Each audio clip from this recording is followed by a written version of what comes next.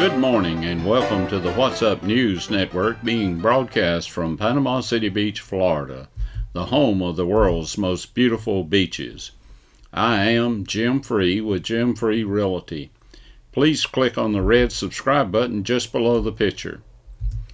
I'm getting a lot of calls daily from owners wanting to know how the political atmosphere is going to affect the real estate market. The truth of the matter is, I don't know. I believe the real estate market will remain strong, but I am worried about its taxes, and especially capital gains taxes. Everything depends on Georgia being able to keep Senators Perdue and Loeffler. If those two Senate seats go to the Democrats, then all bets are off. My grandfather, Tom Free, lived to be 98.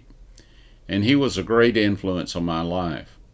While my dad was serving in World War II, my mom and I lived in the same house with my dad's parents. My grandfather didn't have a lot of formal education, but he was an avid reader, and during World War II, he had 4 of his boys fighting for our country, and he stayed on top of all the news. He was also quite a philosopher.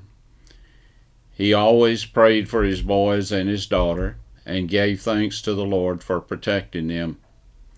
In later years, my grandfather asked the Lord to prop up on his leaning side.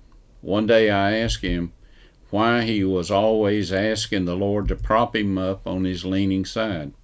He said, "Well, son, you know the old barn on our old home place had been leaning for years, and I tried to prop it up. It kept failing to keep it from falling.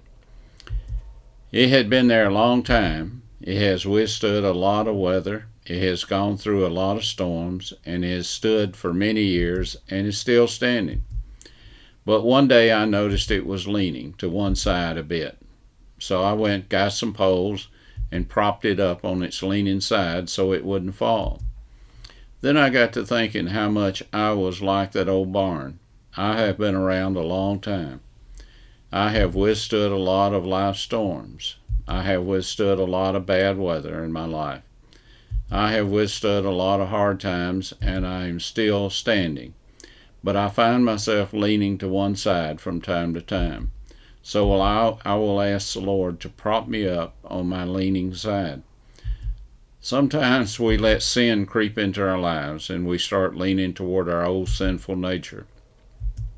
So I like to ask the Lord to prop me up on my leaning side so I will stand straight for Him.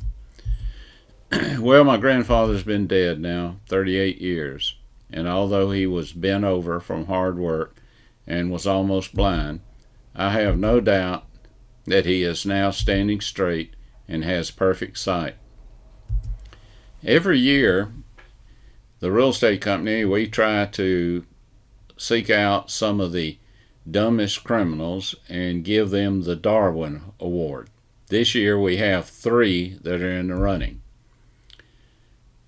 When his .38 caliber revolver failed to fire at his intended victim during a holdup, Long Beach would-be robber James Elliott did something that can only inspire wonder. He peered down the barrel and pulled the trigger. This time it worked. There was a man that walked into a Louisiana Circle K, put a $20 bill on the counter, and asked for change. When the clerk opened the cash drawer, the man pulled a gun and demanded the cash in the register, which the clerk promptly provided. The man took the cash from the clerk and fled from the store, leaving the $20 bill. The total amount of cash he got from the drawer was $15, leaving the Louisiana police to wonder, if a robber gives the victim money, is that a crime? Well, in New York, a female shopper exited a New York convenience store. A man grabbed her purse and ran. The clerk saw the theft and immediately called 911. The victim was able to give a good description of the snatcher and the police were able to apprehend him a few blocks away. They drove back to the store. The thief was taken out of the car and told to stand there for a positive ID, to which he replied, "Yes, officer, that's her. That's the lady I stole the purse from." During a recent pandemic, a census worker from New York was loaned to the state of Georgia. She ended up driving down the Booger Hollow Road, and as she spotted this tiniest cabin she had ever seen, it intrigued her. So she went up and knocked on the door. "Anybody home?" she asked. "Yep," came a kid's voice through the door. "Is your father there?" asked the census taker. "Nope, he left before Ma came in," said the kid.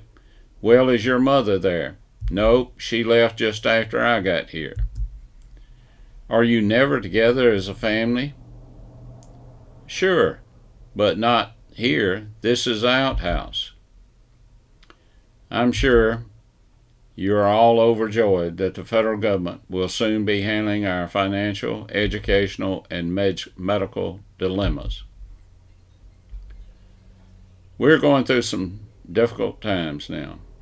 Could it be that Patrick Henry had a vision of the future? He fought for our freedom from the British Empire. And he also had some reservations about the Constitution as it was originally written, and he was instrumental in having the Bill of Rights adopted to the Constitution to protect the individual rights of its citizens.